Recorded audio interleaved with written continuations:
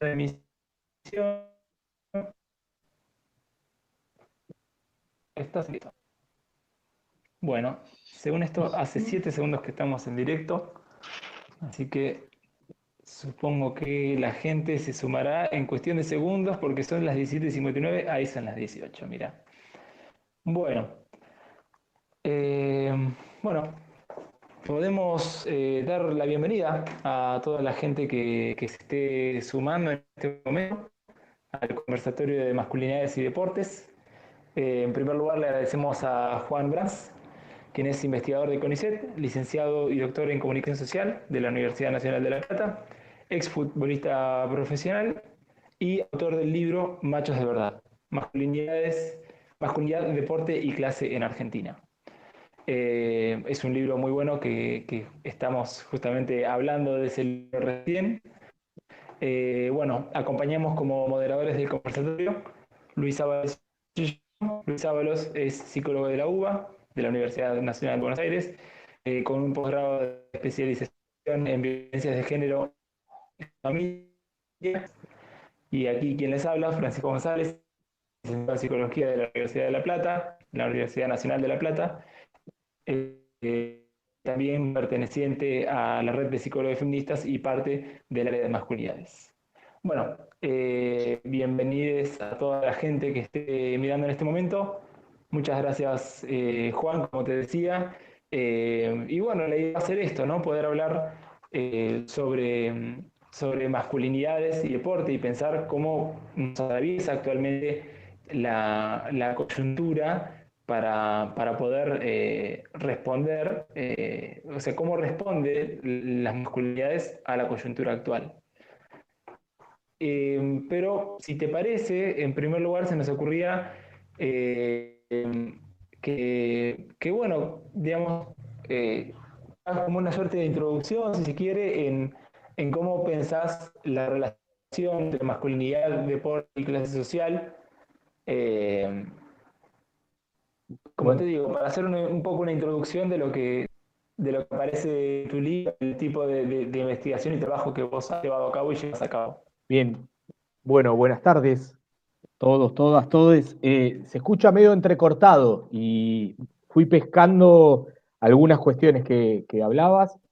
Saludo ahí al compañero Luis, a vos, Francisco. Agradezco muchísimo la invitación. Es un gusto, un honor. Ya vamos a hablar del honor dentro de un rato, del honor y los varones, y clases dominantes.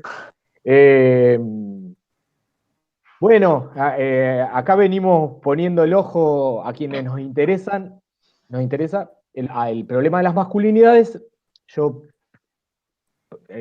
explico, intento compartir qué es lo que hice hasta el momento y en qué momento estamos. Cuando hablo de estamos, con un par de colegas. Acá venimos poniendo el ojo. Me escucho yo, ¿eh? Ahí está. Sí, Bien. ahí lo corté. Eh, bueno, arranco, como vos decías, yo soy investigador del CONICET, doctor en comunicación, licenciado en comunicación, exfutbolista profesional, lo cual, eh, para compartir de dónde vengo, ¿no? Y vengo de otros espacios, he pisado en varios campos, ¿no? Yo me definiría como un anfibio, ponele. eh, Y allá por el 2008,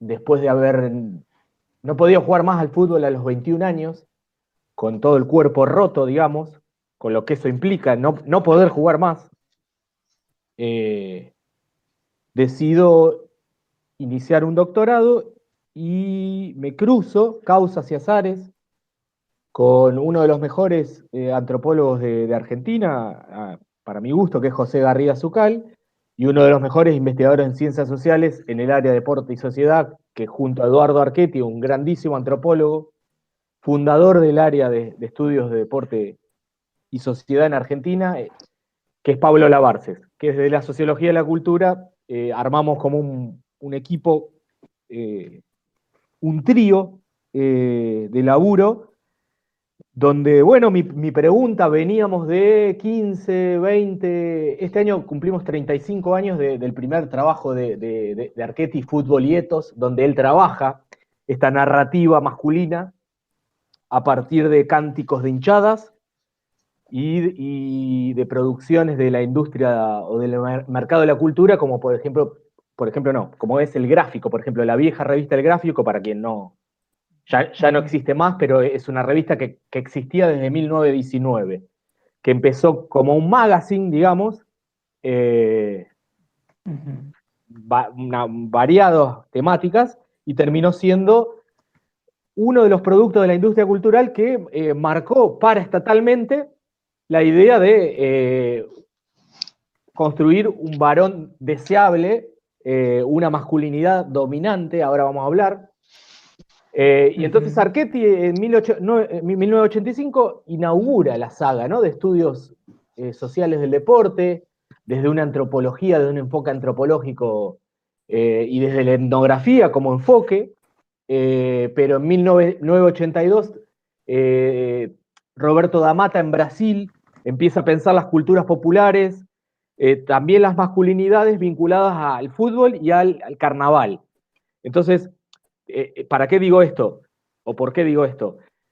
Yo me inscribo en ese 2008, soy sincrónico y diacrónico, voy y vengo, en un área de estudios muy joven, ¿no? Que post dictadura, en las carreras de UBA, en sociales, la pregunta por lo popular y lo masivo, también desprende hacia lo que Eduardo Archetti va a decir las zonas libres. Entre las zonas libres para investigar encuentra o construye el deporte como objeto de estudio. Zonas libres porque se supone que esos espacios son los que el Estado no logra llegar del todo en su función coercitiva, de control disciplinaria, etcétera, etcétera, y donde los sujetas, eh, desarrollan capacidades creativas que no las desarrollan tanto en las instituciones de la modernidad tardía, por nombrarla de alguna manera. Familia, escuela, sindicato, política, etcétera, etcétera. Bueno, 2008.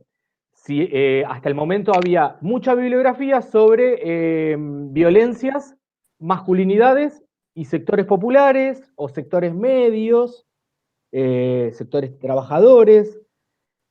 Después de la crisis del 2001, también todo lo fragmentario que podemos, para poder pensar en qué sociedades o qué estaba sucediendo con respecto a las violencias y las masculinidades. Entonces yo les propongo poder construir el objeto de estudio y pensar en el problema de las masculinidades, pero cruzado esta interseccionalidad que hablábamos antes de arrancar, con el problema de la clase social en Argentina. Y más situado aún en la ciudad de La Plata. Entonces mi pregunta primera fue, bueno, ¿qué hacen los varones de clases dominantes en sus tiempos de ocio y recreación? ¿Cómo construyen su espacio deportivo? Y en La Plata y en Argentina, ya vamos a ver por qué, el deporte de las clases dominantes suele ser en tendencia el rugby. Y La Plata no es la excepción, digamos, es la tendencia. Y entonces ahí decidí escribir un proyecto de tesis doctoral. Decidimos el enfoque etnográfico, el trabajo en campo, situado para poder pensar y desarmar las lógicas desde lo que se llama la voz nativa, ¿no?, de los interlocutores. En tiempo y espacio real, lo que los actores o los sujetos investigados nos quieren mostrar en esa relación de extrañamiento y familiaridad que tenemos que ejercer y de reflexividad constante. Es decir, para simplificar, iba a ser o soy un varón que iba a mirar varones. ¿Exacto? Y hago este doble juego del lenguaje, porque una de las características principales de las masculinidades es cómo se aprende a ser varón en nuestras sociedades. viendo, escuchando, estando, ¿no? Y y vamos reproduciendo. Y ahí me embarqué en un trabajo que al principio tenía el prejuicio de, bueno, yo venía de otro palo, por eso digo, vengo de jugar al fútbol. En mi familia somos, con mis hermanos, primera generación de estudiantes recibidos universitarios. Pasamos todos los vendavales de la década del 90 con mi viejo sin trabajo y muchas veces no teniendo para alquilar una casa, vivimos por todos lados. Eh, Así llegaba yo al campo, ¿no? A lo que yo denomino el campo del rugby. Eh, con muchísimo prejuicio, pero a la vez digo, ¿desde dónde me acerco a estos varones de clases dominantes? ¿Desde la diferencia o desde la mismidad? ¿No? Desde lo que compartimos, en un ejercicio analítico de investigación. Y decidí, ¿cuán diferente soy yo? ¿No? Una pregunta bien reflexiva. ¿O qué diferencias hay entre el grupo de varones que juega al rugby y yo? Bueno, empecé a elaborar una lista, pero decidí acercarme desde la mismidad, desde lo que comparto. Y no era otra cosa que la construcción de una masculinidad dominante, con elementos dominantes, ¿no? Donde la centralidad tiene que ver con la heterosexualidad, bajo o dentro de las heteronormas, ¿no? Donde la exhibición de la virilidad, de la potencia física, intelectual, cultural, la capacidad de acumular capital social, que es el de las relaciones, está en la centralidad de ese juego de la masculinidad.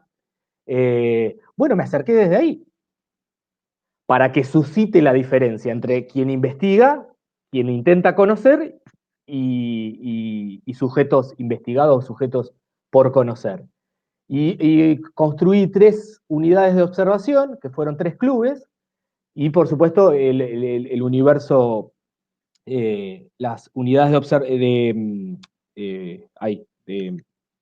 observación y de análisis, que para ese momento, cada 32 horas, había un problema mundano, un problema concreto. Cada 32 horas se asesinaba a una mujer,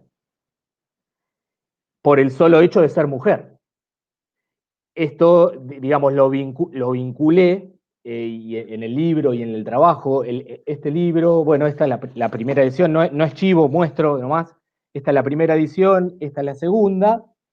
Este libro deriva de este trabajo que estoy contando, pero había una preocupación mundana, que también es la pregunta de ¿para qué hacemos lo que hacemos, no?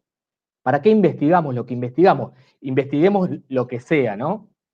Hay una colega que trabaja o estudia runners, ¿no? Ahora que está en la discusión sobre los runners. Pero en realidad ella está trabajando la relación entre mercado, nuevos tipos de individualismos y el espacio público. Bueno, pero ¿para qué trabajamos masculinidades? Para tratar de desarmar lo que creemos o creo como la estructura de dominación masculina, ¿no? Y tratar de entenderla, porque, bueno, no lo digo yo, para tratar de transformar hay que comprender primero. Entonces, el lugar de la interseccionalidad entre clase, deporte y masculinidades en La Plata la construí en el rugby como objeto de estudio. Y transité 8 años con un enfoque etnográfico, con análisis de productos de la industria cultural, como publicidades, fuentes históricas, documentos institucionales, y hay algo muy particular. No hay historia social y cultural del rugby en Argentina. Desde la academia, ¿eh? No encontré, no hay, y entonces tuve que hacer una sociogénesis del rugby en Argentina, con mucho mito, con mucha tradición en el medio, y entonces empezar a reconstruir para llegar a ciertas hipótesis, por ejemplo, y con esto cedo la palabra, comparto, el rugby hace más de 110 años que en Argentina es un espacio de distinción social, cultural, pero es un espacio donde se produce y reproduce prestigio.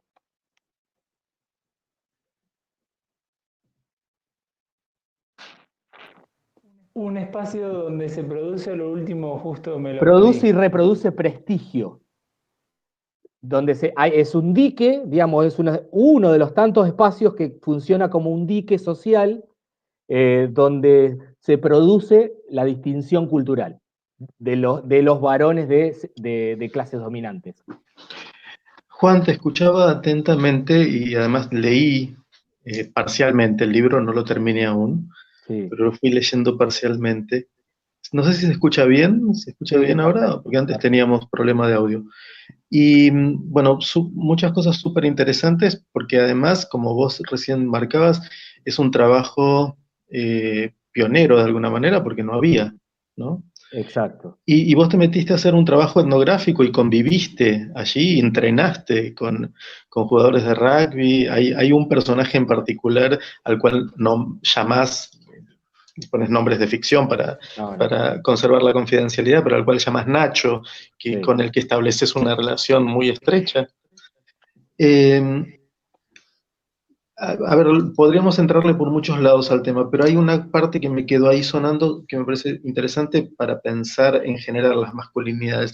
Y es esto, cuando vos decís, tenía la opción de acercarme desde la diferencia o desde la mismidad y decidí acercarme desde la mismidad, o sea, desde esto que nos acercaba porque hemos sido construidos como varones, hemos sido socializados en la masculinidad, más allá de que ellos pertenecieran a otra extracción social diferente a la tuya, ¿no? Ahora, Sí. ahí se da una cosa súper interesante que me parece que parcialmente, al menos el concepto de masculinidad hegemónica, intenta eh, desmenuzar o echar cierta luz. Porque, ¿cómo es posible que personas que vienen desde lugares distintos puedan entenderse a partir de compartir esta socialización que en mayor o menor medida, con sus diferencias teñidas por la clase o por la etnia, la raza u otras variables, tiene que ver siempre con la idea de que somos potentes, somos importantes, ¿no? Incluso, y acá voy a introducir otro tema que tiene que ver con el cuerpo, porque cuando pensamos en masculinidad vinculada al deporte, pienso todo el tiempo en el rol que tiene en eso el cuerpo, ¿no? El cuerpo como materialidad, ¿no? Sí, sí, sí. Y el pene en particular, ¿no? O sea, somos todos un grupo que más allá de la clase social, más allá de la raza, etnia, religión, etcétera, todos tenemos pene. Y Sí. entonces eso tiene o pareciera tener tal relevancia a nivel social que ya nos une, ¿no? Y hay algo donde uno puede pensar en el pene, pero también puede pensar en el cuerpo todo, que tiene que ver con esto de la potencia del cuerpo, el cuerpo potente, ¿no? El cuerpo potente para el momento de vincularnos sexualmente con otros, justamente por el mandato de heterosexualidad, ese otro es una otra, ¿no? Claro. Idealmente en esos grupos. Eh, Vos incluso en el libro destacás en un momento cómo este personaje, Nacho, igual que otros, hacían particular hincapié en el tema de la performance sexual, ¿no? Cuántos polvos se habían echado, cómo era, que estaba hecho un toro, ¿no? Toda una cosa que todo el tiempo vincula entonces sexualidad, cuerpo, potencia, todo esto absolutamente potenciado, valga la redundancia, por la cultura rugbyer. Y mi pregunta es, a ver cómo lo ves vos, Sí. por fuera de ese grupo de elite, si querés, que conforman, al menos en el imaginario, los jugadores de rugby, eh, ¿cómo es que esto se filtra? ¿Cómo es que esto también es tomado, incluso por quienes no practiquemos ningún deporte, ¿no? ¿Cómo- o es que dentro de la masculinidad, quienes practican deporte y desarrollan la potencia física de un modo importante, ocupan lugares más altos en la jerarquía. ¿Cómo se da esa vinculación de ese cruce deporte-cuerpo, importancia o relevancia o lugar que se ocupa en la jerarquía de la masculinidad? Está buenísimo, Luis. Voy a tratar de ser ordenado. Eh, Primero, bueno, claro, que lo diga yo queda muy mal, que debe haber sido de los trabajos pioneros, cruzando deporte, masculinidades y clase. Eh, no tenía, no tenía, no tenía trabajos anteriores para discutir, para retomar, casi no tenía trabajos anteriores. Entonces, una de las cuestiones que tiene que ver con lo que decías vos es, pensaba, bueno, acá la imaginación sociológica tiene que aparecer. ¿Dónde estudios, investigaciones donde se piense a varones que socialicen y sociabilicen solamente entre varones? Entonces me fui a ver trabajos sobre contexto de encierro punitivo, cárceles, eh, trabajos, bueno, desde la psicología hay un montón de los ritos de iniciación sexuales, ¿no? De los jóvenes, jóvenes y prostitución, ¿no? Eh, Entonces, bueno, ahí empecé a trazar, bueno, cuáles son las regularidades, si es que las hay, ¿no? Pero vos hablabas de eso como por un lado, ¿no? No sé si se entendió y que tuve que también, es muy artesanal el estado de la cuestión. También una crítica que coincidimos con colegas es que, salvo, bueno, los trabajos de bastantes investigadores, investigadoras, etcétera, no tenemos producción propia, muy propia de masculinidades. Tenemos ensayos que son valiosos, admirables, pero casi todo bien. Es que estamos colonizados a la hora de pensar el problema de las masculinidades. Y ahí después continúo, pero hay un riesgo de manualizar la idea del varón. Pero después sigo. Hablabas del tamaño, es verdad, Luis. Vos decís, todos tenemos pito, ¿no? Eh, pero yo le agrego, pero ¿cómo se establece el juego de las diferencias? Por el tamaño y el uso, ¿no? En la narrativa de la sexualidad constante, lo que vos marcás, que digo, la eficacia de coger con, o de cogerte a, y pongo comillas, ¿no? En categorías nativas, cogerte a la mejor mina y qué sé yo, la que responde a los estándares hegemónicos, de belleza hegemónica, etcétera, etcétera, no está en el acto no está en el acto de cogértela, en la eficacia, está en contarlo.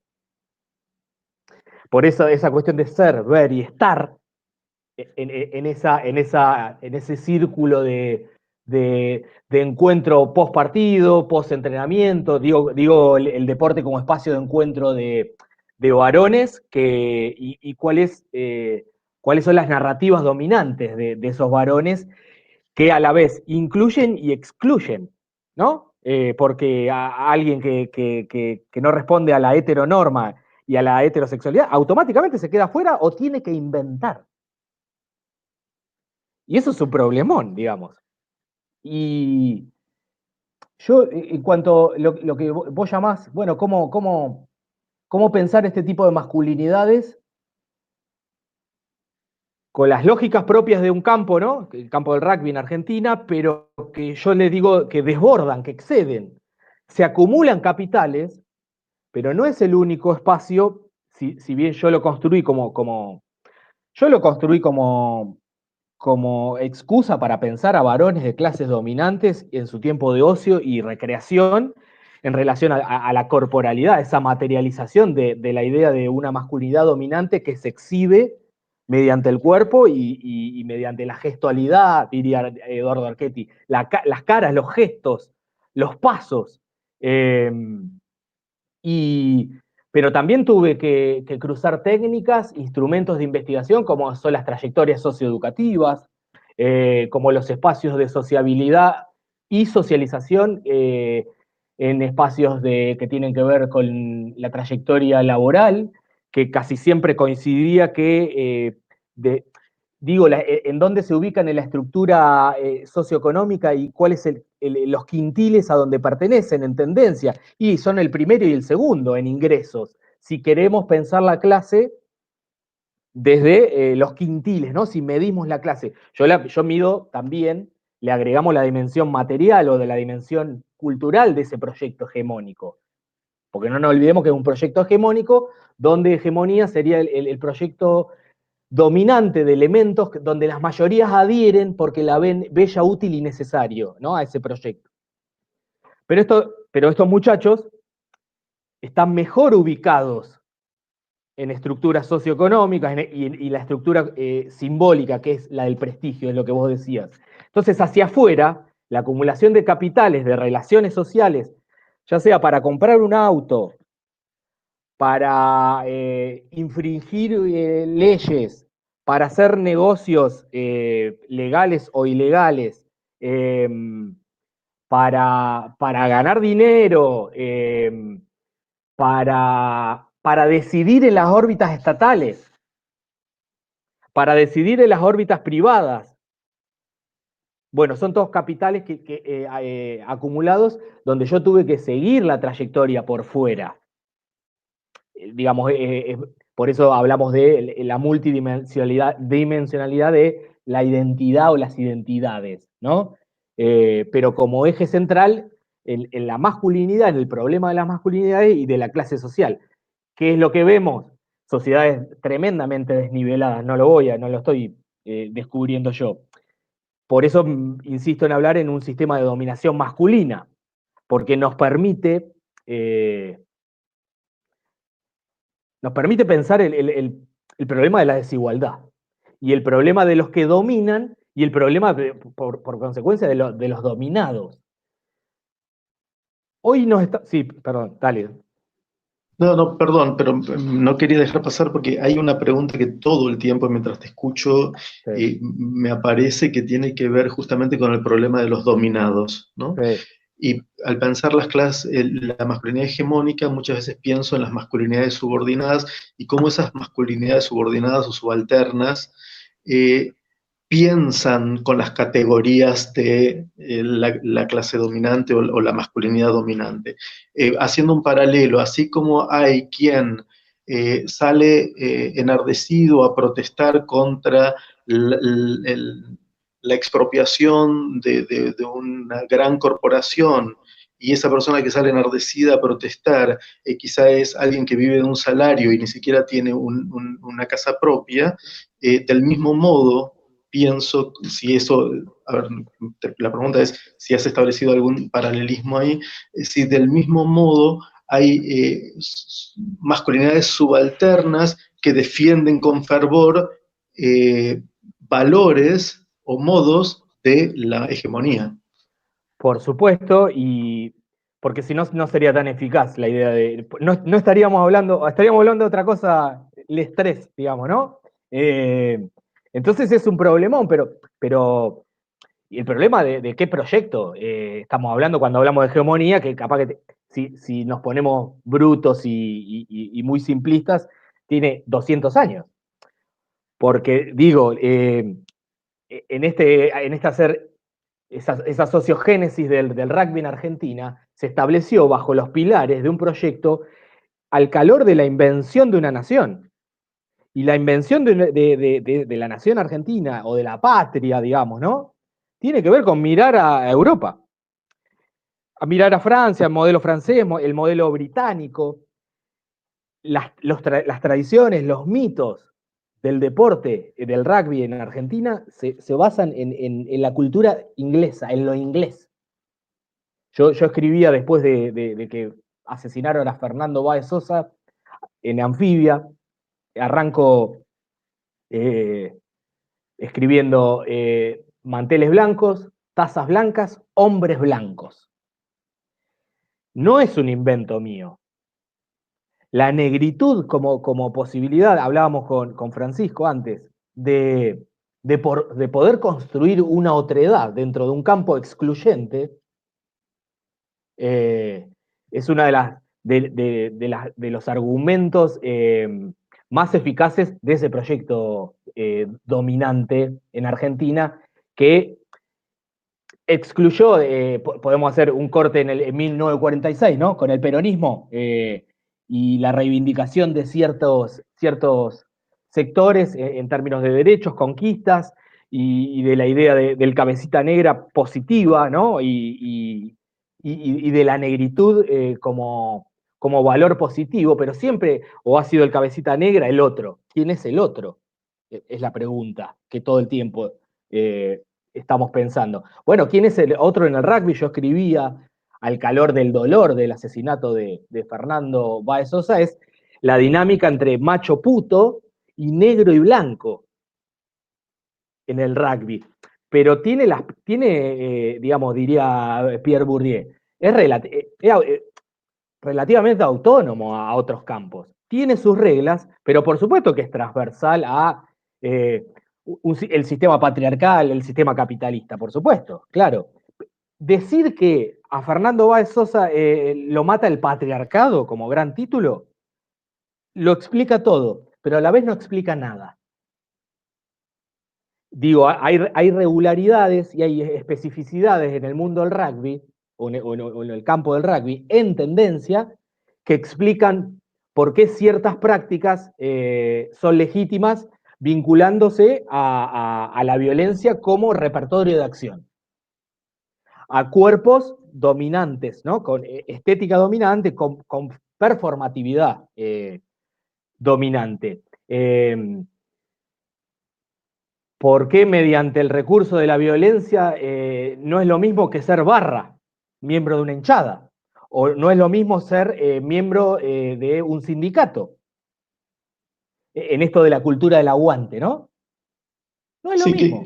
que es algo que trabaja Pablo Alabarce justamente, Claro, ¿no? claro. Y En José relación Garriga. a las hinchadas y el tema este. Ahí ya no podríamos hablar de un cuerpo que responde a una estética de belleza hegemónica, ¿no? Claro. Estéticamente una belleza hegemónica, pero sí está el tema del aguante en este cuerpo a veces gordo, a veces barrigón, golpearse la panza como en Tajeado. en una cosa, como en una performatividad medio como tribal de la exhibición de la potencia física otra vez, ¿no? Aún sin responder a un canon de belleza hegemónica. Claro, pero también porque se configura un sistema de honores y de honor entre las hinchadas. Digo, estoy hablando todo esto porque lo hemos investigado y hemos discutido bueno, Alabarce hace mucho más, José Garriga hace mucho más, y yo vengo hace 15 años pensando el cruce entre objetos, sujetos, espacios y preguntas y problemas. Otra cosa que el rugby en su tradición, bueno, pensemos en los Schlenker, no sé si se acuerdan, los hinchas, los barras de River, los hermanos de Schlenker, que era, creo, si no era ingeniero, era abogado y era uno de los líderes de la barra, que respondía a cierta idea de estética dominante y bueno, hoy está preso por un asesinato, pero que era totalmente disruptivo en esos cuerpos gordos, en esos cuerpos, en esa estética que podríamos decir plebeya, pero dominante dentro del campo. Eso es interesante comprender. Por eso el enfoque etnográfico, a nosotros decimos que nos sirve, pero a veces no alcanza. Cuidado. Reconstruir el mundo inteligible que nos muestran, sabiendo que también somos evaluados al momento de investigar. Pero rescatar o reconstruir la voz nativa para nosotros es fundamental, para no generalizar, para no manualizar una idea de violencia, una idea de masculinidad, una idea de ser varón. Decía que entre el espacio del rugby conjuga el mito de la caballerosidad y la animalidad. Hablando metafóricamente desde el lenguaje, como ustedes sabrán mejor que yo, nos desnuda todo el tiempo, nos pone a prueba, digamos, ¿no? Y en el rugby es es muy explícita esa idea de conjugar esa idea de ciudadano deseable, refinado, moderado, civilizado, con cierta dimensión de animalidad, de salvajismo, pero que la diferencia con los otros varones tiene que ver con en la capacidad de disciplinarse y controlarse. Vos hablabas del origen británico del rugby, ¿no? Y cómo en la construcción de este invento que es la nación argentina, la mirada hacia Europa fue fundamental. Y yo pensaba que, claro, hay una idea que conjuga esto, ¿no? La del caballero inglés, ¿no? Que Exacto. por un lado se lo supone refinado, elegante, cortés, pero al mismo tiempo es un colonizador sanguinario que trafica esclavos, ¿no? Sí. Entonces ahí las dos dimensiones están juntas. Sí. Sí, pero sin embargo el mito de lo inglés, digamos, no admite cierta posibilidad de abrir el debate a ver si los británicos son colonizadores, salvajes, bestias en toda su dimensión. No, lo que se retoma es hasta cierta arquitectura de ciertos clubes, de la zona norte de ahí del conurbano bonaerense. Estoy hablando de SIC, CASI, bueno, Cuba, de zona de Hurlingham o Harlingham, ¿no? Este, pero digo, las viejas casonas al estilo inglés. Tuve que estudiar todo, digamos, para reconstruir dignamente qué implicaba el deporte, el rugby en Argentina. La idea del tercer tiempo y el té. Pero el té, yo empecé a notar que no era siempre, era cuando venían los equipos de mayor prestigio. Y no se ponían manteles blancos cuando habitualmente se jugaba, qué sé yo, contra un club de Ituzaingó. Bueno, ahí aparece una cosa que yo a veces la menciono, que dentro de la estructura jerárquica de las masculinidades, uno ve esas masculinidades subalternas que son absolutamente duras con los débiles y absolutamente sumisas con los fuertes, Sí. ¿no? Sí. O sea, armo todo, hago una puesta en escena para homenajear al que está por encima mío, pero cuando viene el que yo considero por debajo, a ese, bueno, a ese no importa. Claro, porque ahí radica lo que bien conocemos en términos teóricos, la exhibición de las potencias, ¿no? Y este ranking imaginario y no tan imaginario de, bueno, vamos a decirlo bien nativo, de poronga, ¿no? ¿Quién es el más poronga en términos de jerarquías, de lujos, de quién es el más servicial, ¿no? Porque es una característica del caballero, del noble, de la nobleza. Dos cuestiones, muchachadas, para compartir. A lo largo del tiempo, uno quiere abandonar el problema, el objeto, pero pasa, por ejemplo, lo tremendo de Fernando Báez Sosa y casi como una obligación moral y ética, yo consideré que había que dar debate, entonces todo el tiempo volvemos a nuestro tema. Yo volví, digamos, diferente, porque yo, obviamente, estoy y soy diferente, o creo estarlo, en ese desarme, ¿no? de mi propia masculinidad. Yo digo que la experiencia etnográfica y haberme enamorado a la vez me desarmó. No sé si me...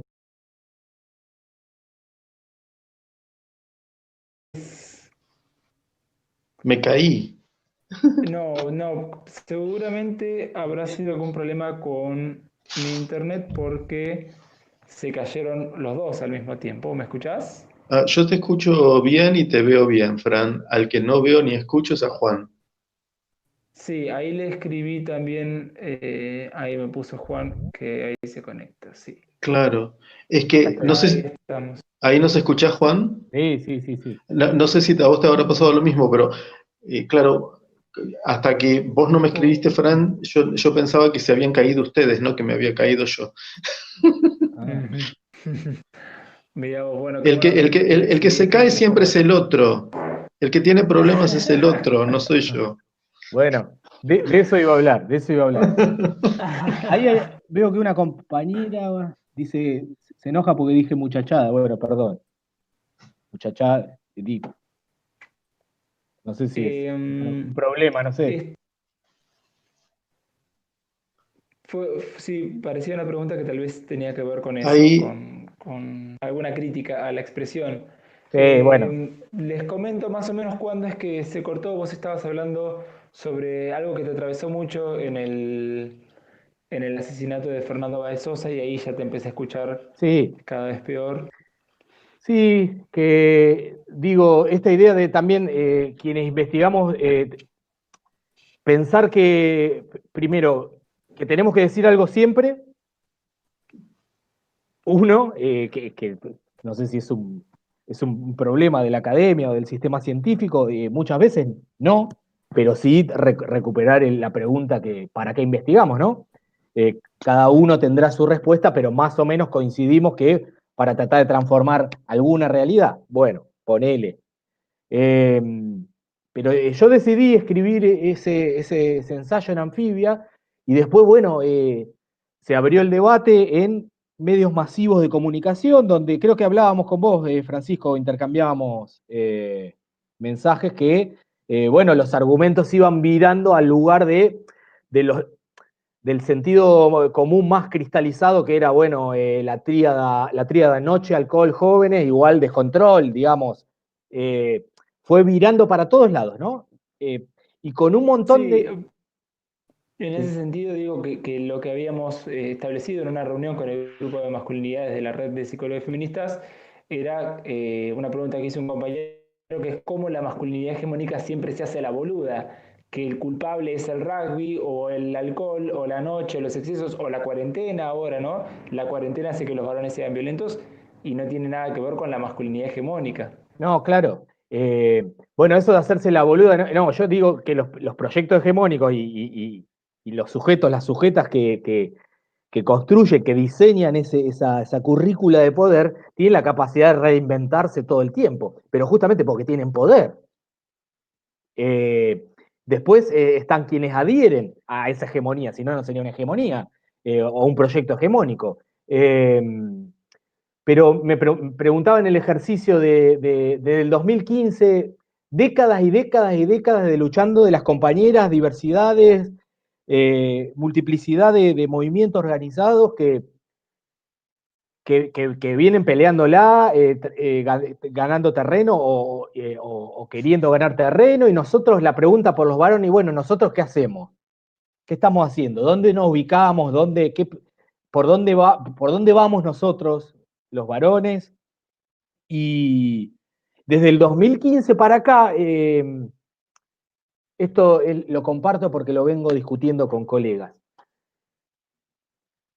Hemos tambaleado todos, todas, todes, o casi todos, pero también en el ámbito académico me parece que todavía no logramos salir de ese espacio bien hablante, ¿no? Es una palabra inventada, de esa cofradía también, de cierta corrección política, incluso usando el lenguaje inclusivo, eh, o esa impostura, entre comillas o sin comillas, moral.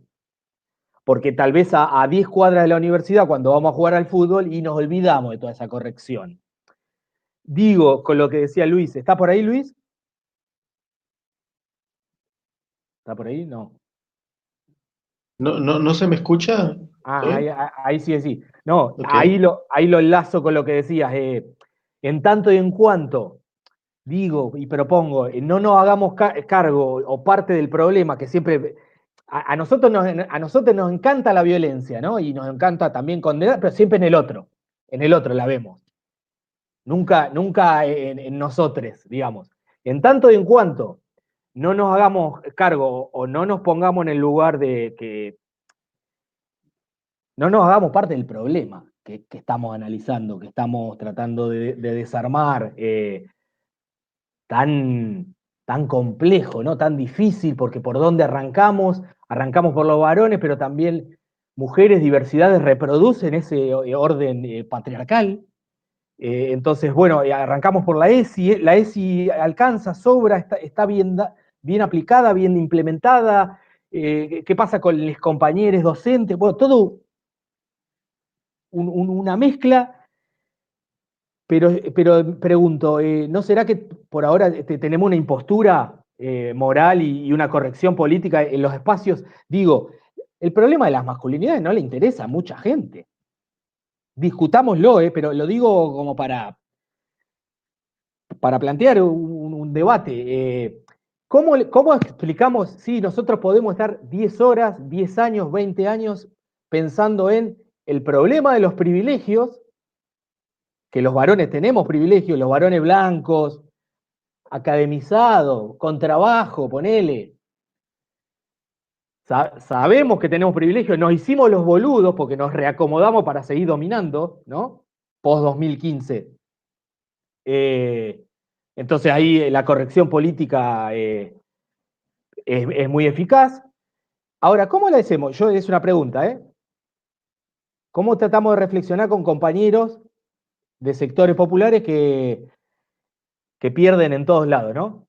Que tienen privilegios. Primero, la idea de que tienen privilegios. Yo sé que es muy polémico y que en el chat me está puteando todos, y todas y todes. Pero digo, va de la mano de no manualizar la idea de un varón. No manualizar la idea de la o las violencias. Porque hemos trabajado, todos han trabajado y ustedes están trabajando todo el tiempo y pensando, bueno, ¿qué dispositivo armamos o construimos para pensarnos, para pensar violencias, masculinidades? Ahora, nosotros podemos comprender tranquilamente que tenemos privilegios porque estamos cobrando más que una compañera, un compañero, un compañero. Lo sabemos que tenemos, muchas veces gozamos el monopolio de la palabra, un montón de cuestiones. Y que tenemos que hacer el ejercicio de reflexividad constante, todo el tiempo. Y escuchar, y aprender y retomar categorías de feminismo y de movimientos organizados que vienen peleando y que vienen desde el lugar desde la subalternidad, ¿no? Que han sido silenciades, y que saben muy bien lo que es ser dominado, dominade. Ahora, ¿cómo trabajamos con chabones, con varones que no les interesa el problema, que ni registran que tienen privilegios? Y si lo registraran, proponerles la idea de que deben renunciar a ciertos privilegios. Cuando, digo, a nosotros no nos pasa que perdemos en todos lados, ¿no? Que nos miramos al espejo y nos vemos golpeados, nos vemos cirujas, nos vemos negros, nos vemos descartados totalmente. No nos pasa eso, ¿verdad?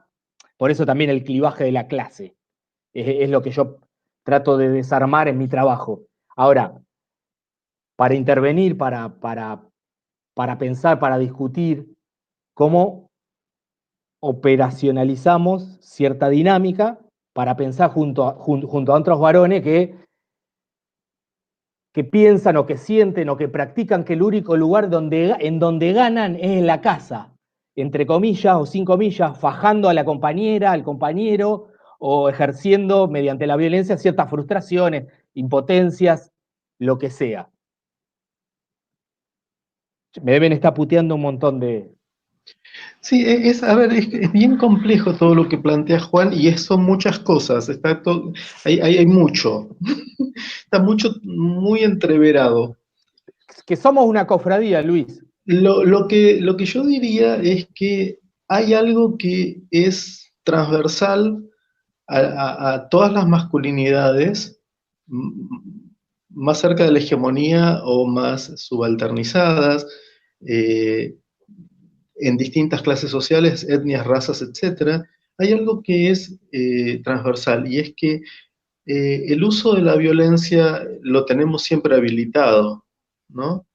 Hemos sido socializados en un sistema que fomenta que la violencia es una parte importante de nuestra identidad como varones y que en muchos casos esa violencia hay que utilizarla porque si no esa identidad masculina se desvanece y nos mariconizamos, ¿no?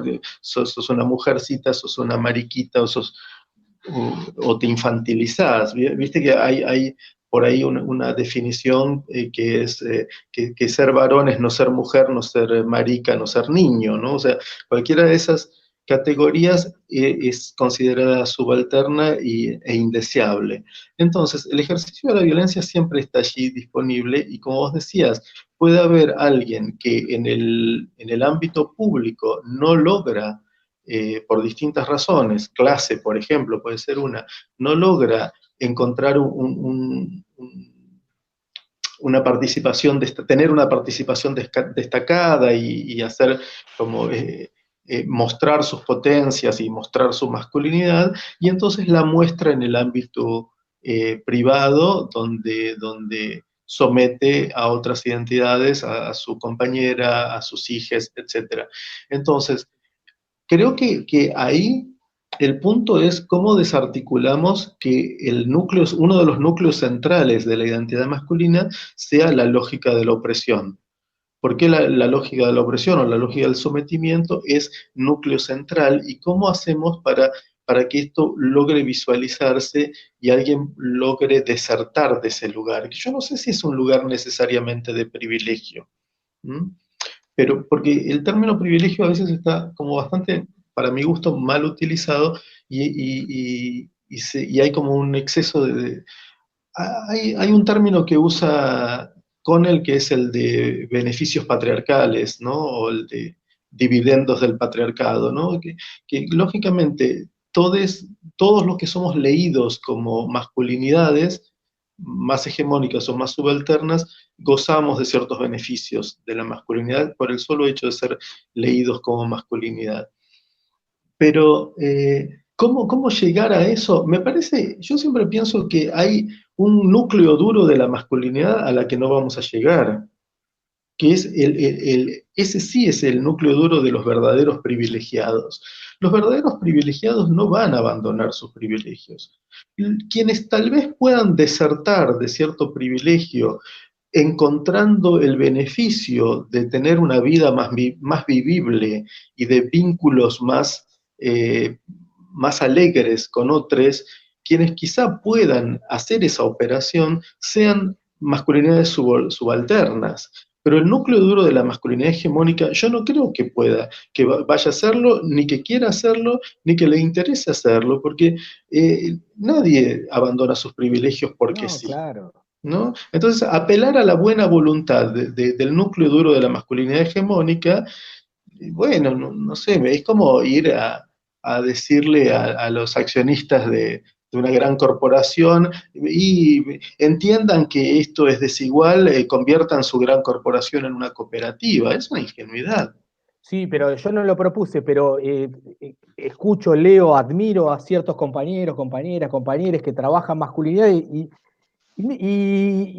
hablan o hablamos en relación a, por eso vos decías, como medio confuso, no, somos parte de una cofradía también, hay que hacerse cargo, digamos, y hablamos encriptado más o menos, y porque no sé si tenemos miedo de que alguien nos entienda, ¿no? Y entonces se nos desarticula el privilegio justamente de ser académicos y demás.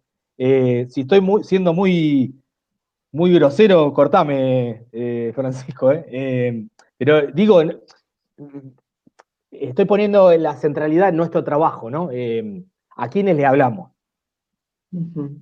Me parece, Y no solo, perdón, sí. no solo hablaba dije de varones de sectores populares, digo, amigues nuestros. Eh, digo que no, ni tienen intención ni voluntad, lo que decía vos, Luis, de pensar y sentir o sentir que tienen privilegios. Esto de no darse cuenta ni siquiera que no se dan cuenta. Que parece un trabalenguas, pero digamos...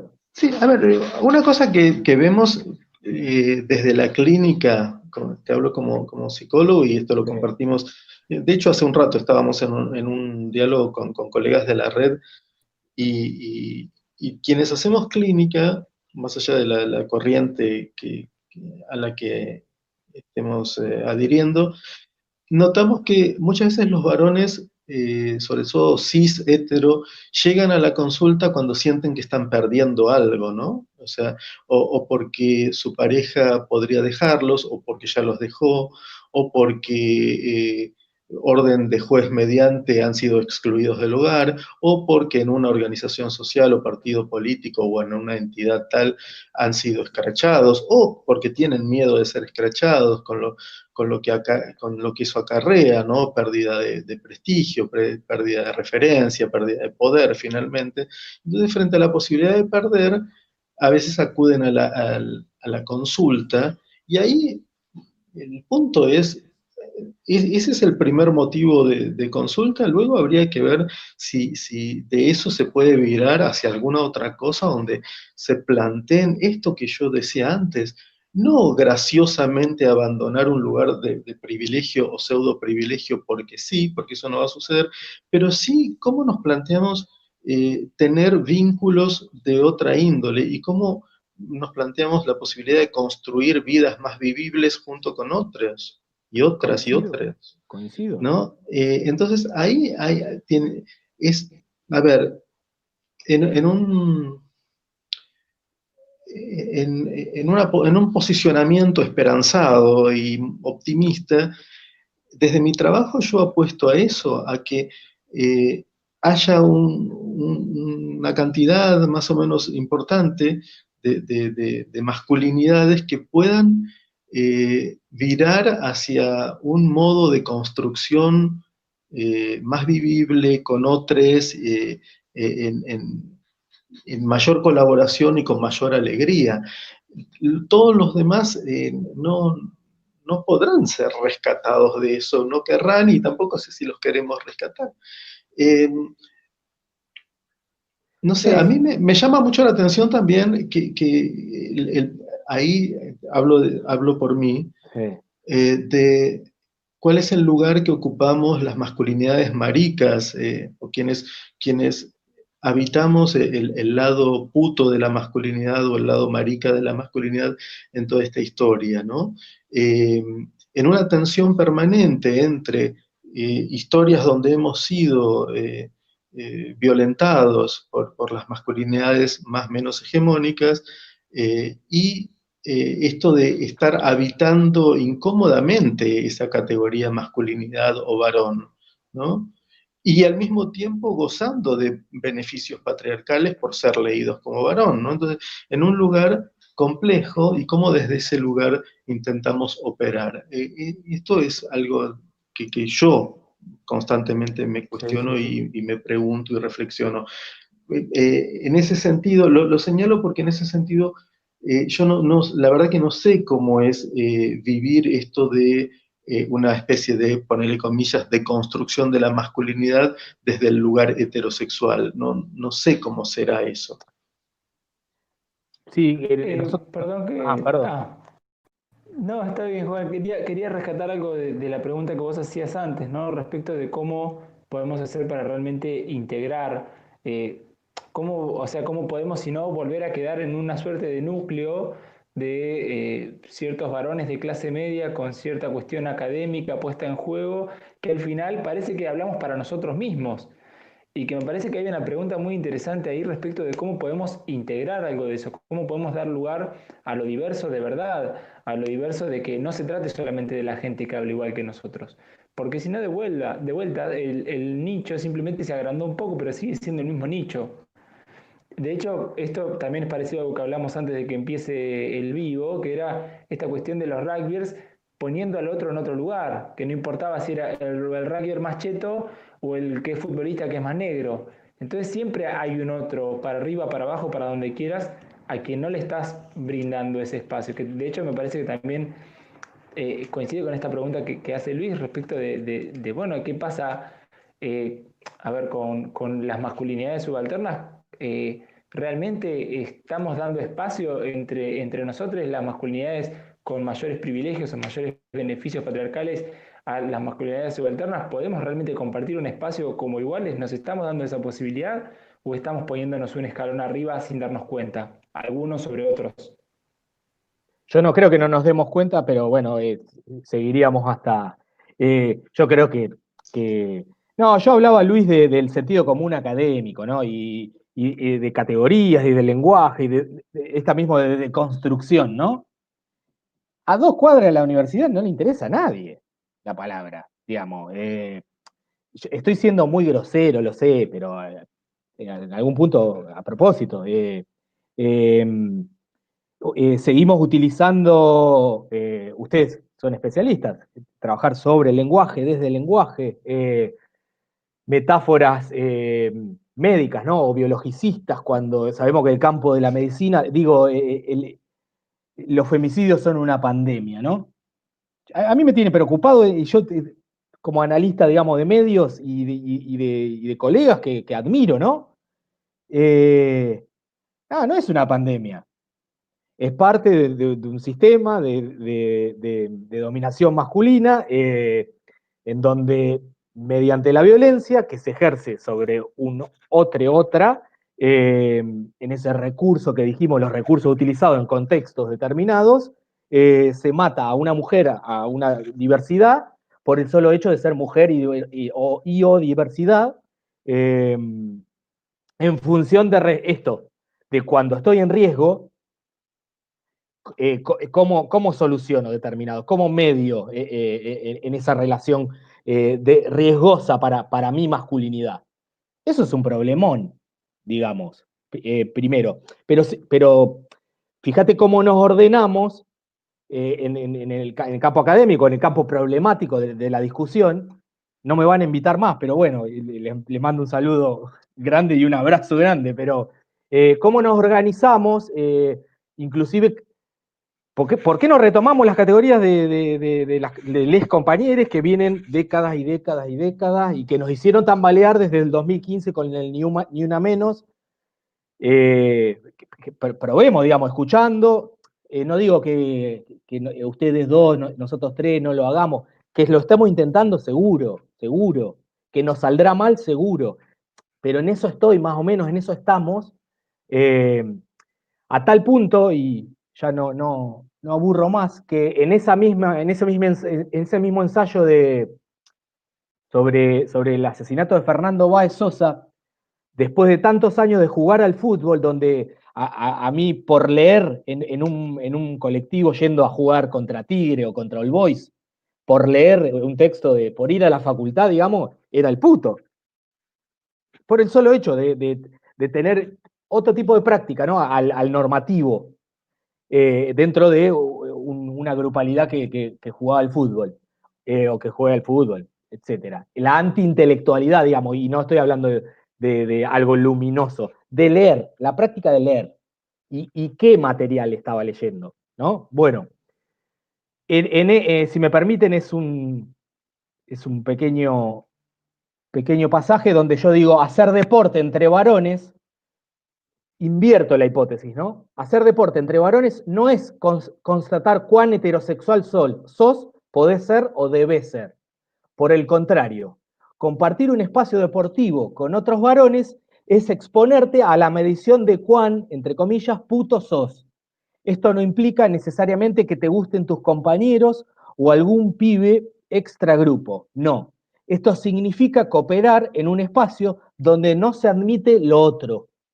Convertir al otro en puto es convertirse uno mismo. La constitución propia a partir de nombrar al otro. Perpetrar al otro mediante violencias simbólicas y físicas es la celebración de la propia masculinidad que no acepta otro modo de vincularse con otro varón. Invertí la hipótesis o la idea de que los varones practican deportes para reafirmar No solo para reafirmar su masculinidad, no, al contrario, para demostrar que no son putos. ¿Se entiende?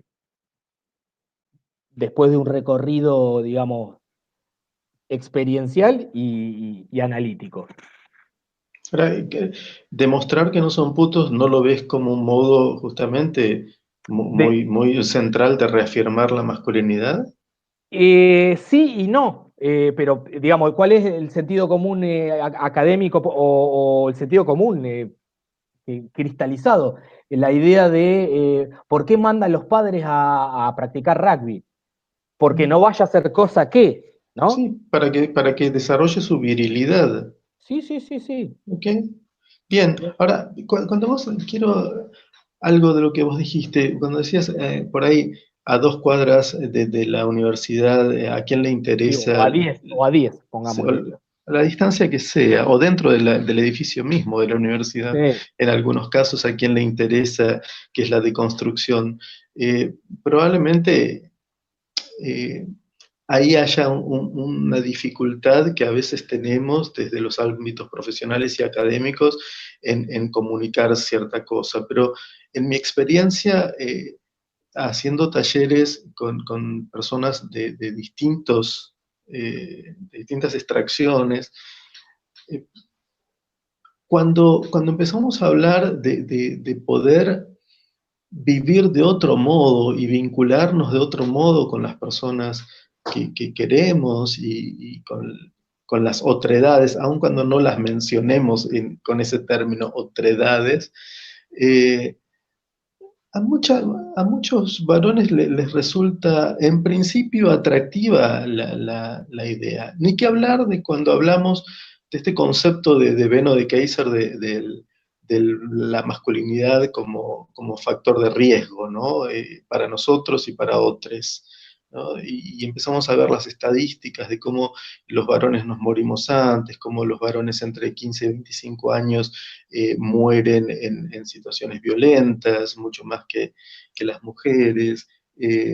Cuando empezamos a ver ese aspecto, y ojo, no estoy hablando de victimizar a las masculinidades, simplemente ver, encarar distintos aspectos del problema. Cuando encaramos ese, y podemos pensar también que se constituya un ámbito donde esta masculinidad que fue educada para restringir su repertorio emocional y no poder hablar de lo que siente, sobre todo si eso que siente podría ser vinculado con un sentimiento femenino. Cuando logramos armar algo por el estilo, empiezan a surgir las inquietudes de muchos varones de, sí, qué cagada ser así y cómo me gustaría empezar a vislumbrar la posibilidad de vincularme de otra manera.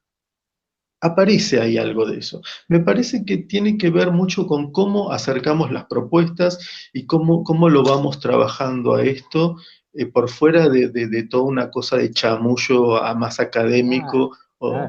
¿Viste? Claro, por supuesto que si yo le entro diciendo, bueno, Derrida define la deconstrucción como tal cosa y es un concepto que viene de Heidegger, bueno, ya se fueron todos, ¿no? Nadie me dio más bola si arranco por ese lado. ¿Sí?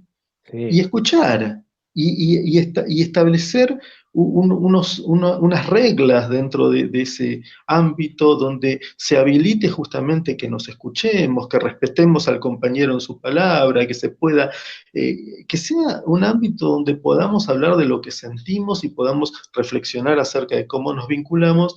Ahí, sin tanto libro y sin tanta chamullo raro, la cosa empieza como a querer funcionar.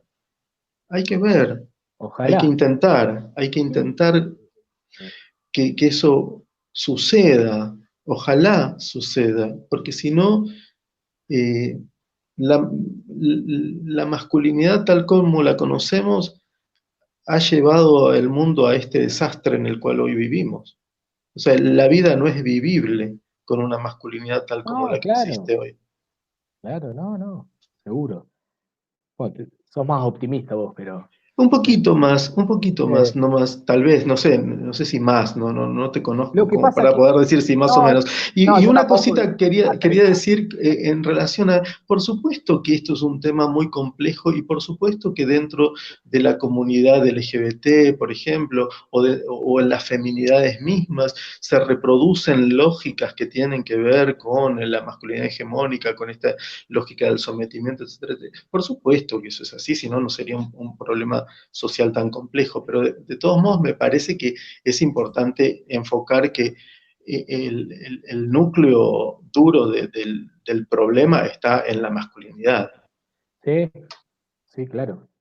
Me olvidé Ah, no, lo de manualizar. Yo siento a veces que cuando hablamos, estamos hablando de lo que no conocemos, y eso es un problema.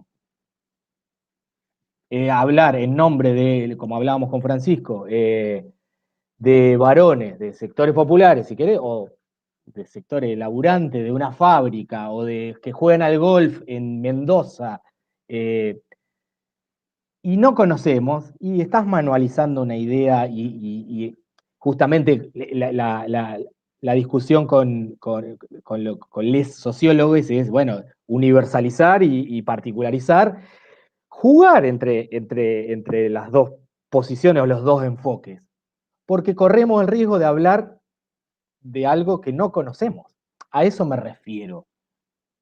Y entonces, si hablamos de algo que no conocemos, por supuesto que vamos a elaborar estrategias e intentar eh, elaborar líneas de acción que no van a tener que ver con nada, digamos.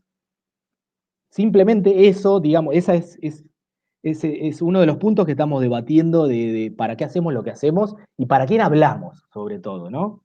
Acá nos permitimos cierta licencia de hablar de cierta, que también es un cierto sentido común académico, pero profundizar un poco más, pero bueno, ¿qué hacemos una vez que cortamos esta comunicación e ir a vivir, ¿no? Pero coincido, pero ese es el punto al que iba. De hecho, en esto que decís, ¿no? De cuando cortamos esta comunicación, al fin y al cabo, algo que hablaron bastante cerca del principio, vos y Luis, era esta cuestión performática.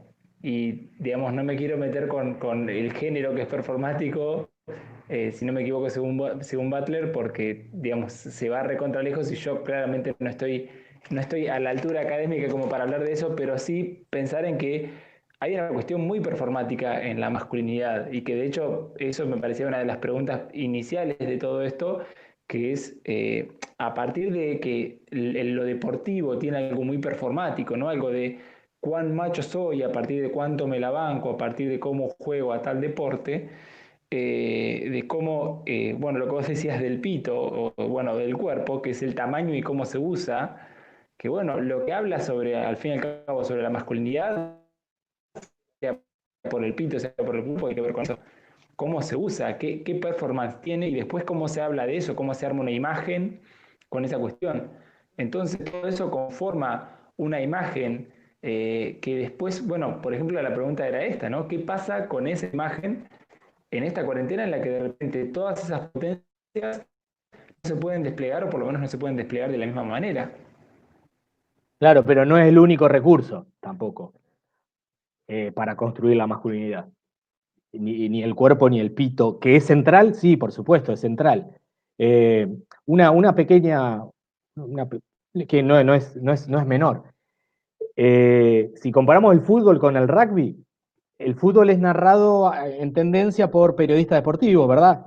Varones, especialmente, ¿no? Sabrán las compañeras, les compañeros que está bastante obturado el espacio del fútbol, del deporte en general.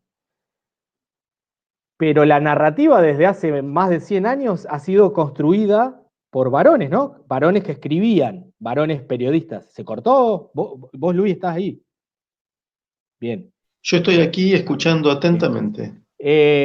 Una de las características principales que en esa vieja oposición entre la oralidad y la escritura es que las propias tradiciones y los propios mitos eh, que recubren la narrativa del rugby es escrita por los propios jugadores.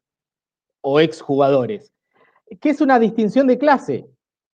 Escribir en La Nación, en el suplemento de La Nación, o aparecer en las publicidades, estoy hablando de Omar Hassan, un pilar que fue de los Pumas, voz en off, música de ópera, y cuando viene la fusión a quien estaba cantando es Omar Hassan, pilar de los Pumas y tenor, no me acuerdo qué registro tenía. Digo, esta idea de la cultura culta y elitista, ¿no? La propia narrativa es escrita por los propios jugadores. Claro, las clases dominantes se narran a sí mismas Bueno, claro. y narran la historia para todos, Exacto. ¿no? Como la historia. Por eso yo antes te decía, me parecía interesante esta cuestión de cómo un deporte de élite luego también puede llegar a atraer a otras clases. Cuando fue lo de Fernando Baez Sosa, yo escribí algo donde, después lo reproduje en Facebook, y aparecían estas famosas cosas, a vos te habrá aparecido todo el tiempo, Juan, de comentarios. Mi hijo va a un club de rugby y también Tremendo, van sí. chicos pobres. Sí. Puedes decir, bueno, ok, si me estás contando que también van chicos pobres, estás haciendo no otra cosa que confirmar lo que yo te estoy diciendo, porque Exactamente. si por defecto fueran chicos pobres no haría falta decirlo, ¿no? Pero había como toda una defensa en ese momento del rugby como un deporte de caballeros, que entonces no tenía nada que ver con la violencia, y por el otro lado la idea de no es un deporte elitista. Y vos decís, pero ¿qué cosas indefendibles están queriendo defender aquí? ¿No? Y el argumento de la irracionalidad o de la locura de 10 muchachos, que eximía a todo el campo constituido como el rugby. Y, ahí leí, cuando se nos cortó, que, bueno, que está el rugby social también. Yo lo he trabajado en la época que hice campo, y los mismos actores me han dicho, digo, ¿qué es eso del rugby social? No, eso no es rugby. Los propios actores, digamos, esta idea de la construcción altruista, ¿no? De los proyectos en el servicio penitenciario, por ejemplo, o del rugby en una comunidad QOM, sí, existe, pero en sociología no son la tendencia, es la disrupción, la excepción, digamos. Claro, justamente la excepción que confirma la regla. Exactamente. Claro. Y nos tendrán que demostrar que si es democrático, porque lo democrático, el discurso de la democracia en el rugby, que está muy bien trabajado, dice, en el rugby juega el gordo, el flaco, el alto, el bajo, y no me acuerdo qué característica fisonómica. Entonces, por eso es democrático. El día que los pibes de sectores populares, ¿qué pasa si se profesionaliza el rugby? Claro, bueno, ahí esta hipótesis tuya de que si se profesionaliza justamente le da ingreso a quien visualice en el rugby la posibilidad de un ascenso social, ¿no? Como pasa en el quien fútbol. juegue mejor, porque que dé más rentabilidad, porque a los juegos del mercado, ¿no? Y de intercambio. Ahora, Juan, perdón, no sé qué pasó, yo no lo estoy viendo a Francisco. Ah, ahí volvió Francisco.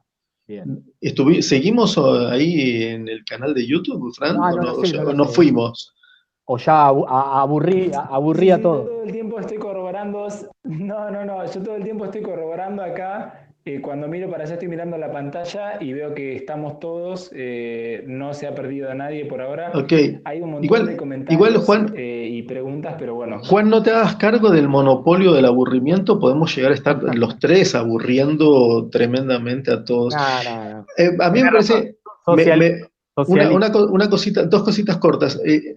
Bueno, una de pedirte, Fran, si podés leer alguna de las preguntas o alguno de los comentarios, y me interesaba mucho retomar esta cuestión en el cruce de rugby, masculinidad, género, esta idea de la caballerosidad, y antes decíamos, ¿no?, del origen inglés del rugby, el caballero inglés que por un lado es un caballero correcto, por otro lado es un colonialista sanguinario, traficante de esclavos.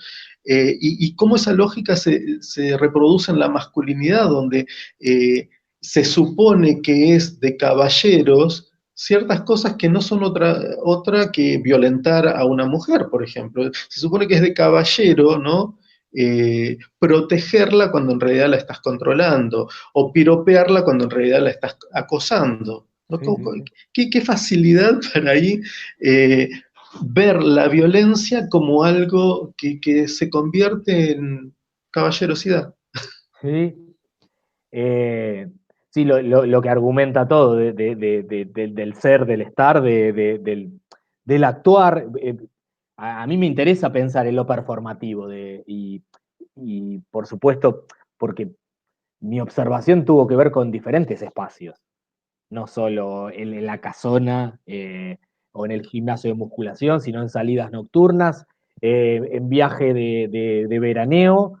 Eh, entonces, lo multisituacional a mí me reponía ciertas cuestiones que muchas veces en Nacho tenía que ver con la idea de que él me mostraba cosas que evidentemente no podía mostrar en su grupalidad.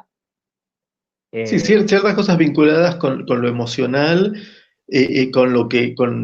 con lo que le pasaba frente a ser dejado por su novia, ¿no? Exactamente, Todo esto de claro, llorar. todo esto te lo podía mostrar a vos, que habrá que ver qué vio en vos, pero bueno, ya sería otro capítulo hablar de Sí, tu relación con Nacho, Juan. sí. No, es más Sería de otro libro. es más, no, claro, claro, pero es más trabajo a ustedes. Fran, Sí, ¿hay alguna pregunta o si comentario quieren por les ahí? cuento. Hay varias cuestiones, es muy difícil elegir. Una de las primeras cosas que se dijo, que de hecho también tenía que ver con algo que estaban hablando ustedes, que yo estaba rescatando también recién, la cuestión es cómo, dice Silvia Cataño, lo que importa es lo que se ve, no lo que se siente. Eso es silenciado por los mandatos y los estereotipos como modelo a seguir, aceptado y legitimado como algo bueno socialmente.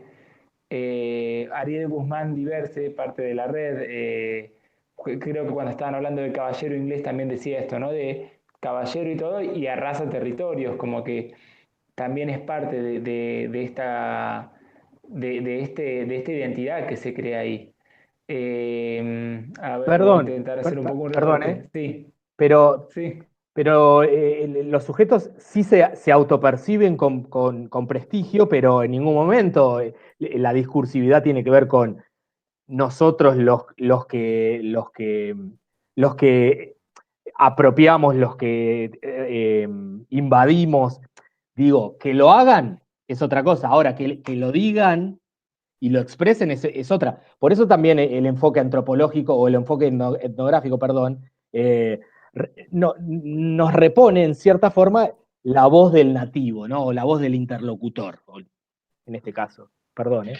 Hay un dicho que siempre circulaba por ahí, es el de un caballero no tiene memoria. Claro, Claro, bueno, justamente los caballeros no tienen memoria de sus atropellos. sí. Pero ahí estamos nosotros tomando notas de campo para hacerles acordar las cosas si se Sí, para olvidaron. hacerles acordar, como dijiste hace un rato, ¿no? Para hacerles acordar a los otros y nunca a nosotros mismos, nunca pensar en las violencias que nosotros reproducimos, en las relaciones de poder en las que seguimos siendo privilegiados, como que también eso me parece que es muy propio de llevar al otro la cuestión de la falta.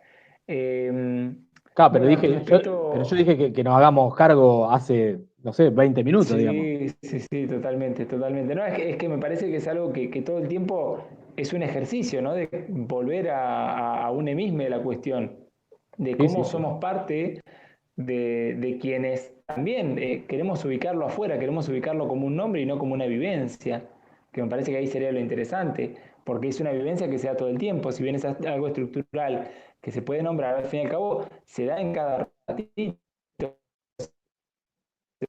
en cada plato que no levantamos de cuidar cuestiones de lo privado que no hacemos. Quería tomar algunas otras cuestiones que ha dicho la gente. ¿Vos me escuchás bien, Juan? Te veía ahí Sí, se había trabado, hablando. pero ahora, bien. Bien. Entre las personas que hablaron, Jonathan B. Corta dice, la potencialidad de los cuerpos sería transversal a las diferencias de clase o etnia. No escuché yo, ¿eh?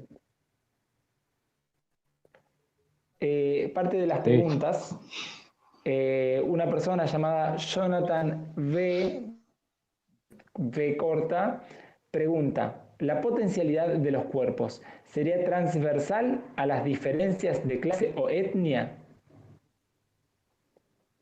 No sé, Luis, vos. No, no sé cómo lo pensás vos, Juan. No, no, no. A mí me parece que sí que es transversal. Me parece que el tema de las potencias y la potencia física en particular, muy vinculada, claro, a la potencia sexual, o incluso en términos de, Rita Segato lo dice como potencia bélica, esta capacidad para guerrear, esta capacidad para enfrentarme a otro con todo lo que eso implica en cuanto al aguante, ahí retomamos lo de la cultura del aguante, este cuerpo que aguanta, se enfrenta y va para el frente, es una característica que atraviesa todas las clases.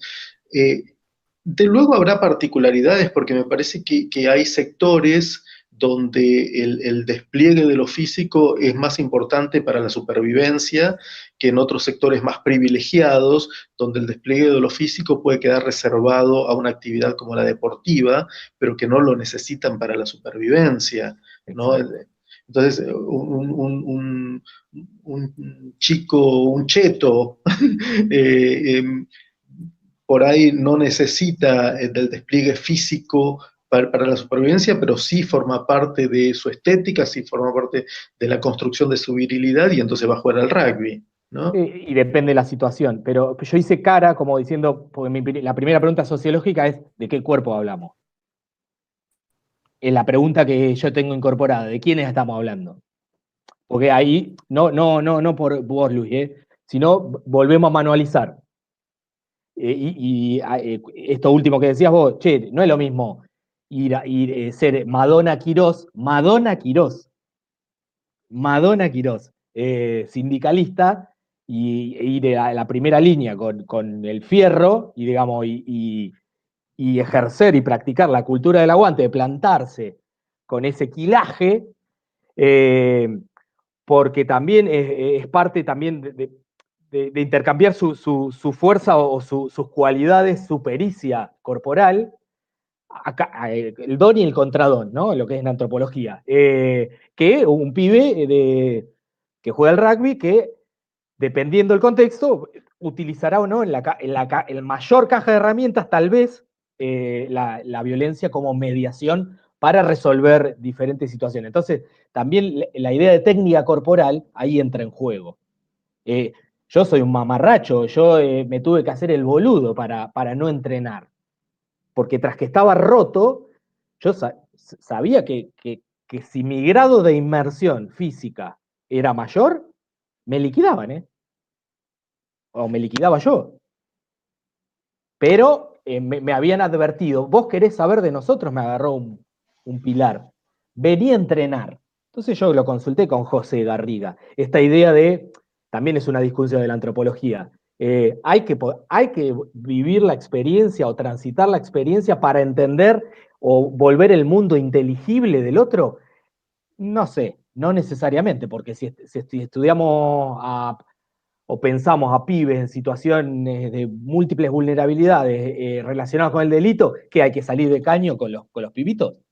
Pero y aun cuando lo hicieras, tu experiencia no va a ser la del otro. Nunca te convertís en nativo, Por eso, obviamente. pero volviendo a la pregunta de quien ahí escribía en el chat, me parece que entonces más o menos coincidimos en que el tema de la potencia física, dicho así a grandes rasgos y generalizando, sería algo transversal a la clase para distinguir, y sería una característica de la masculinidad. Yo creo que sí, Ujú. agregando que la violencia conceptualizada como recurso. Sí, no, Después, pero estábamos luego, hablando de la más que de la violencia, la potencia física. Por supuesto, esa Sí, potencia física habilita una violencia física, claro, por el uso ¿no? de esa potencia, Claro. digamos. ¿Hay más, Fran?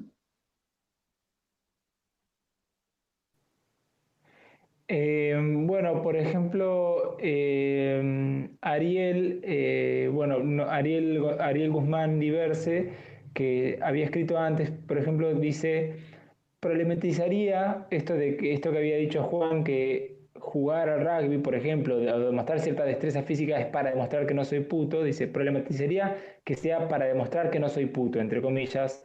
Me pregunto si esa expresión no encubre otras cosas más profundas. Esas cosas más profundas pueden tener que ver con el miedo a perder el poder hacer. Esto es, por ejemplo, una de las cosas que No, no proponía escuché lo Ariel último, ¿eh? Guzmán, parte de la red. Que dice, si esa expresión no encubre otras cosas más profundas. Esas cosas más profundas pueden tener que ver con el miedo a perder el Bueno, poder hacer. algo que hablaba Luis y que sí, y que en realidad el deporte en general es un espacio androcéntrico, profundamente androcéntrico. Esta idea de voy, y también dividiendo sexo genéricamente, qué deporte, en términos binarios, qué deportes son para las nenas y qué deporte para los nenes, en la iniciación deportiva, ¿no? Eh, entonces, ¿para qué mando a la nena o al nene a rugby o a gimnasia artística, ¿no? Digo, por supuesto que hay un montón de cuestiones muchísimo más profundas, pero en este sentido, no recuerdo qué decía el, el compañero. Ah, No, pero yo sí. retomaba dos nociones nativas de la oposición macho-puto, ¿eh? Y también a lo largo de investigar, bueno, no por la positiva, lo mando al nene y lo acompaño, porque yo jugué al rugby, porque sé que es una escuela de vida, otro lugar común, ¿no? De construido, eh, que yo trabajé en mi laburo, en mi investigación, perdón. La idea la inversión, Luis, cuando vos me decís, bueno, en realidad es reafirmar la masculinidad, sí, por supuesto, pero la inversión es demostrar que no sos puto. No, di vuelta, que tal vez tenga que ver las dos caras de la misma moneda, ¿no? La oposición macho-puto.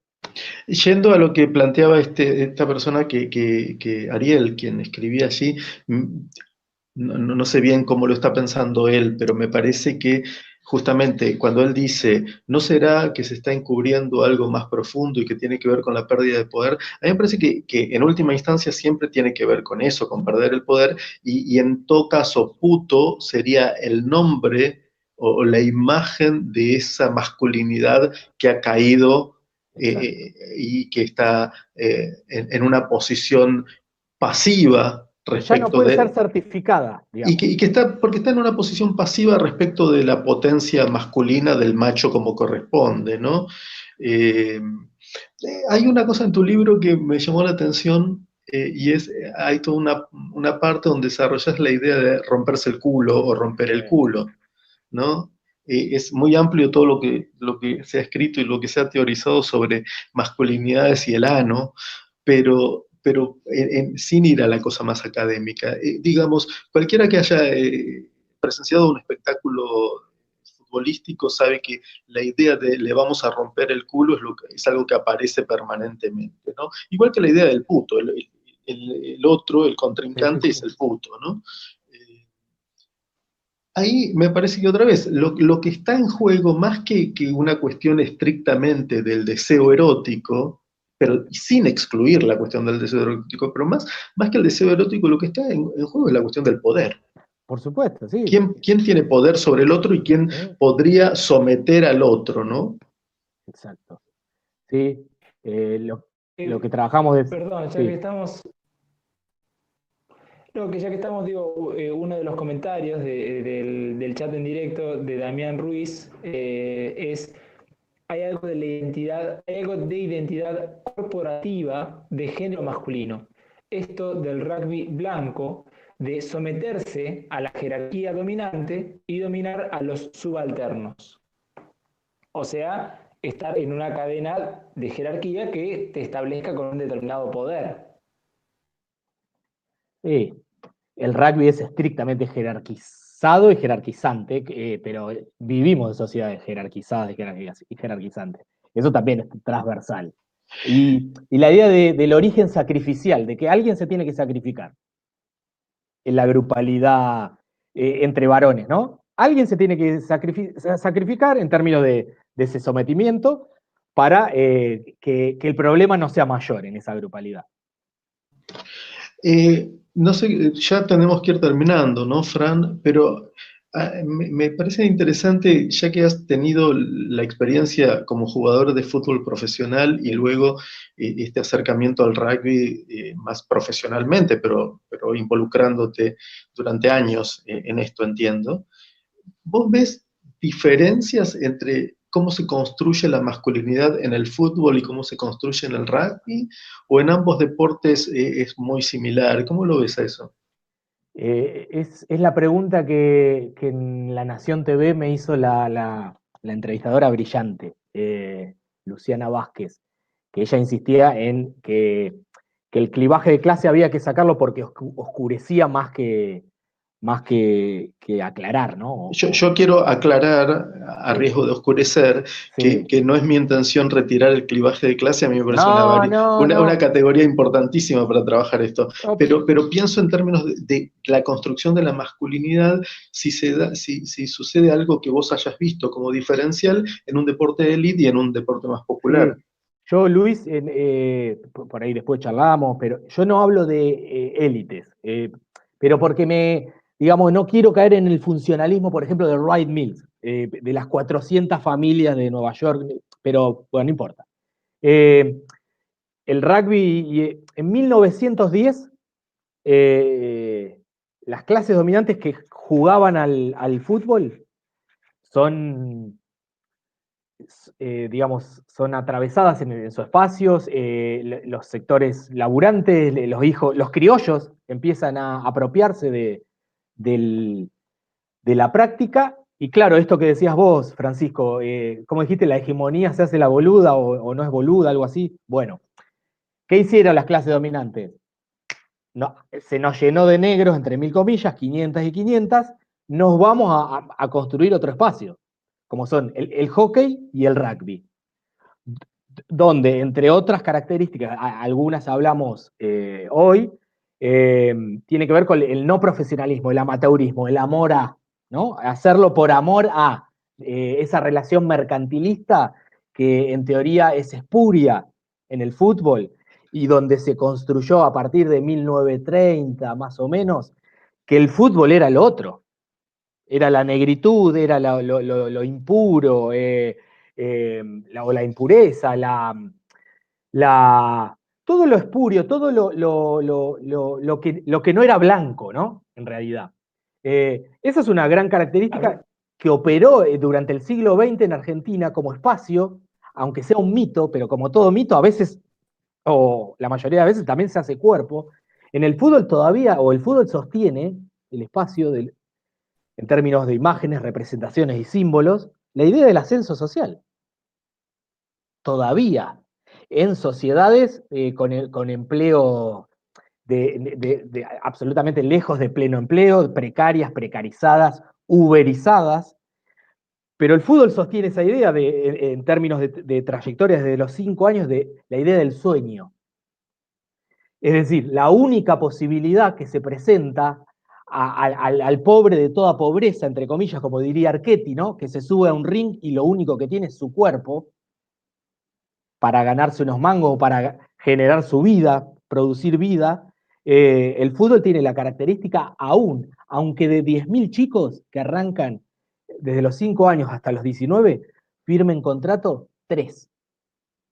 Pero esta característica de ser visualizado al menos como una herramienta para el ascenso social, ¿cómo lo vinculas con el tema de la construcción de la masculinidad? O sea, ¿vos ves que sea diferente en términos de construcción de masculinidad o ahí ya se diluyen las diferencias entre un deporte, si querés, no de élite, pero sí de clases acomodadas y el otro? Yo creo que lo de acomodado viene bien porque en estructura socioeconómica, capital cultural acumulado, todos los capitales, ¿no? En la distribución de capitales, digamos, quienes eligen jugar al rugby y quienes pueden sostener una práctica amateur y de alto rendimiento, están mejor posicionados que, podemos decir que el 78-80% de los pibes que se inician o inician el fútbol, y cuál es la trayectoria socioeducativa, cuáles son las múltiples vulnerabilidades que están atravesados los pibes.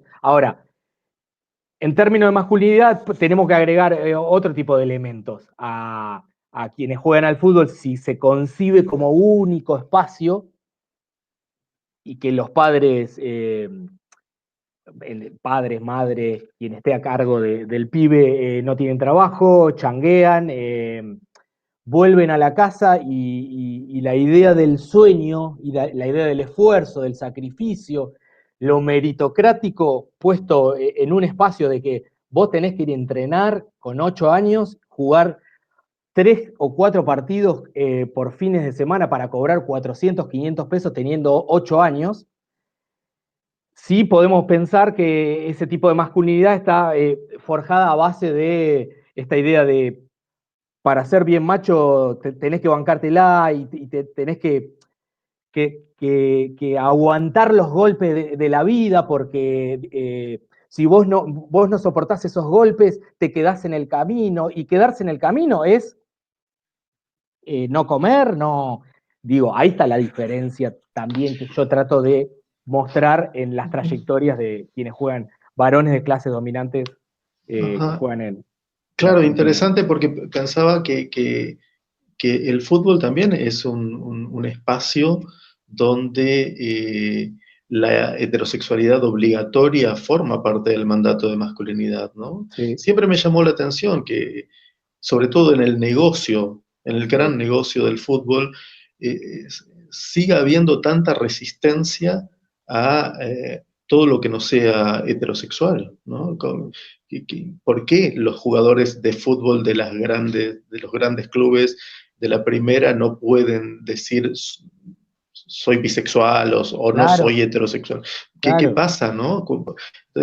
Que sea un reducto donde todavía la heteronorma sea tan rígida, siempre me ha llamado la atención, porque, bueno, se supone que en sus movimientos el capitalismo va como intentando tomar otros nichos de mercado y, bueno, ese no, ahí no han llegado. No, ni al fútbol de mujeres más allá del pequeñito avance, digamos, de que haya Sí, 8 contratos como mínimo en los clubes. Fíjate lo que les cuesta a las compañeras. sí, y también es cierto, hay por supuesto clubes y campeonatos de fútbol dentro de que convoca al colectivo LGBT, pero bueno, eso es un fenómeno muy minoritario. Pero fíjate lo que le pasó a Mara Gómez, de acá de Villa San Carlos, Ujú, que le están evaluando las testosteronas. claro, El fundamento biologicista como dique de vos no, claro, sí, sí, sí. que es del COI, del Comité Olímpico Internacional. ¿Cómo estamos, Fran, de tiempo? Ya nos tenemos que estar yendo, ¿no? Más o menos habíamos planeado alrededor de 1 hora y media, vamos 1 hora 46. Me parece que obviamente es todo larguísimo y de hecho, bueno, me parece que siempre la invitación puede estar abierta en tanto en cuanto tengamos disponibilidad todos o más gente u otra gente, y Juan, si quiere, recontra bienvenido. Respecto a lo último, me parece que era muy interesante, ¿no? Esto que planteábamos sobre lo otro, sobre el otro, y qué otros pueden entrar, ¿no? Que tal vez el fútbol, también un deporte inglés, digo, se fue popularizando en Argentina, y como fue esta cosa de negros, se arma este espacio del rugby y del hockey. Pero bueno, en los otros se dejan entrar los otros hasta cierto punto. Tenemos el rancho un poquito más grande, pero no como para que entre hombres gays al fútbol, o para que entre nadie de la comunidad LGBTIQ más, ni para que las mujeres puedan tener fútbol profesional. Digo, como que el espacio para los otros es muy limitado. Y hablando de espacios limitados, bueno, estamos hablando de que tenemos tiempos limitados. No sé si querían compartir algo finalmente, alguno de los dos, respecto de todo esto para ir cerrando. Yo agradecido, nada más, agradecimiento. Gracias Luis, gracias Francisco, gracias por el aguante Luis, con respecto al mensaje de ayer. Muchas gracias, a mí me enriquece, sigo pensando, hoy estoy en eso, que es lo que nos preocupa, bueno, a José Garriga, a compañeros, compañeras, compañeros de grupo de trabajo de la UNSAM. En eso estamos, a quién le hablamos y para qué hacemos lo que hacemos siempre. Fundamental, que nos devuelve el eje para rearmarnos y volver a pensar estrategias de intervención, de acción, de escritura, de registros. Así que agradecido a ustedes por la charla y por el convite que me brindaron. Totalmente agradecido. No, yo simplemente también agradecerle a Juan y agradecer a todos quienes se han unido, quienes nos han seguido, quienes nos sigan en esta, porque va a quedar grabado esto y podrán acceder luego. Y bien, sigamos pensando cómo hacemos, cómo construimos un mundo más vivible para todos. Perfecto, bueno, muchísimas gracias Juan, muchísimas gracias Luis. Ha sido un enorme placer compartir este espacio con ustedes. Y bueno, como dijo Luis, va a quedar grabado, así que habrá más actividades en el espacio, en los espacios de la red. Sigan las redes de la red de psicólogos feministas, @red psicólogos feministas, creo que en Instagram. Síganlo a Juan Brands, que también está en Instagram, @Juan Brands, y ahí también suele publicar el tipo de trabajos o presentaciones online que está haciendo. Y bueno, muchísimas gracias. Bueno, también Luis Ábalos para seguirlo. Cuelgo canciones yo, Y canciones bueno, que me gustan, cuelgo yo. ahí va. Bueno, eso es lo mejor. No, digo, Más el que seguidores avisa no seguro. traiciona, el que avisa no traiciona. Bueno, un placer enorme. Hasta la próxima será. Gracias por todo. Abrazo grande. Gracias.